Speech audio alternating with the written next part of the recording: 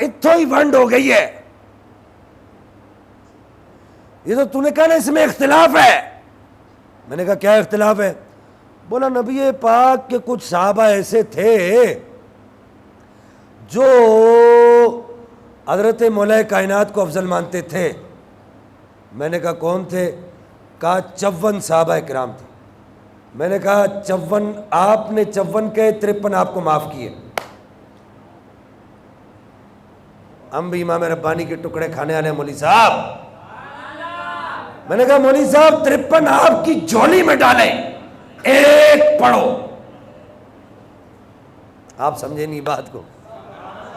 میں نے کہا ایک صحابی کا حوالہ دے، متصل سند ہو، تصریح شیخین ہو.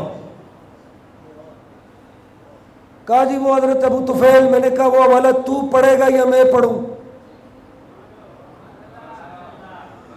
وہ حوالہ تو پڑھے گا یا میں پڑھوں اور پھر تجھے بتاؤں اس حوالے کی حقیقت کیا ہے؟ بہرحال تو اعلیٰ حضرت امام احمد رضا خان فاضل بریلوی رحمہ اللہ اس بات کو جانتے تھے کہ بعد میں کچھ ایسے آئیں گے.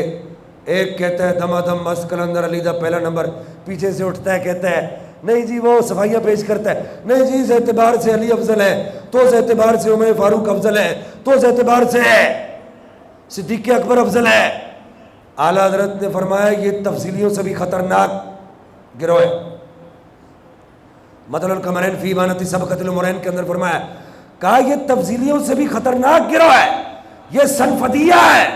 کہا تفصیلی تو صرف مولا علی کا نام لیتا ہے، یہ تو بہت سارے صحابہ کی افضلیت تمہارے دلوں کے اندر ڈال کر تمہیں مخمسے میں ڈالتا ہے. پہلے ایک کی افضلیت کو روتے تھے، اب اتنے سارے تمہارے دلوں میں آ جائیں گے. چلے تھے سنیت سے تفضیلیت کی طرف لے جانے، کہا اب ایک عجیب و غریب سا وہ کھچڑی اور مالیدہ بن کر وہ سنی کے بجائے وہ چلتا پھرتا ہجڑا تمہارے سامنے آ جائے گا.